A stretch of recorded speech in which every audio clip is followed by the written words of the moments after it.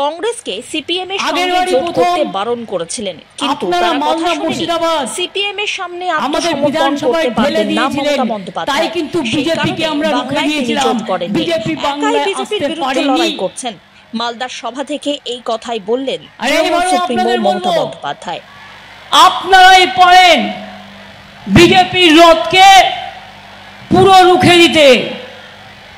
পরিষ্কার করে আপনাদের বলি, বাংলায় কতগুলো কথা আমার বলার আছে, আপনারা কান দিয়ে শুনুন। এটা দরকার ভাবনার। কি ভাবনার দরকার? না তো যদি তৃণমূল না যেতে, তাহলে যদি এখানে বিজেপি যেতে আপনার ভোটে, কংগ্রেসকে ভোট দিয়ে ভোট কেটে, কংগ্রেস জিতবে না বাংলায়, মনে রাখবেন, অন্য জায়গায় জিতবে, যেখানে যেখানে আমাদেরও ক্ষমতা আছে, আমরাও সাহায্য করছি, কিন্তু বাংলায় নয়। বাংলায় আমাদের কোনো জোট নেই। বাংলায় তৃণমূল কংগ্রেস বিজেপিকে একা লড়ছে এবং একা লড়বে। বাংলায় কংগ্রেসের জোট হচ্ছে সিপিএম এর সাথে। আপনারা জানেন তো, বাংলায় সিপিএম এর জোট হচ্ছে কংগ্রেসের সাথে। ওরা সিট ভাগাভাগি করেছে। আপনারা কেউ চান মালদার মানুষ যে আমি সিপিএম এর কাছে আবার আত্মসমর্পণ করি?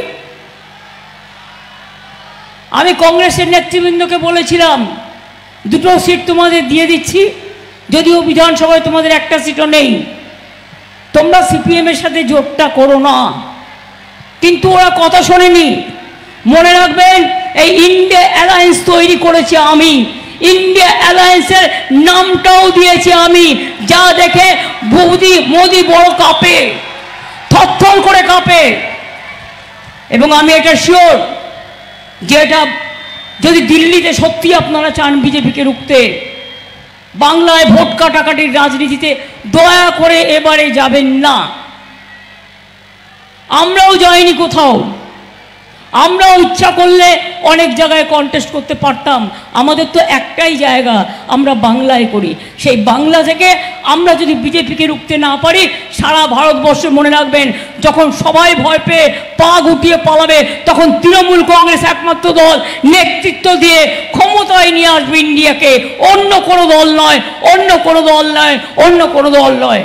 মমতা বন্দ্যোপাধ্যায় পরিষ্কার এদিন বলেছেন, বাংলায় কোনো জোট নেই। বিজেপির বিরুদ্ধে একা লড়াই করছেন তিনি। মালদায় বিজেপির পাশাপাশি কংগ্রেস সিপিএম এর বিরুদ্ধেও বক্তব্য রেখেছেন মমতা বন্দ্যোপাধ্যায়। বিজেপিকে রুখতে তৃণমূলকে জেতানোর কথা বলেন Mamata. Bureau report, one India Bangla. তাদের পরিবারের মৌসুম নূর, আমি এখনো তাকে রাজ্যসভার এমপি করে দিয়েছি। আর কি করতে হবে বলুন? প্রতিবারই একদিনও কথা বলবে না, একদিনও মুখ খুলবে না, একদিনও কাজ করবে না, পার্লামেন্টে টিকি দেখা যাবে না।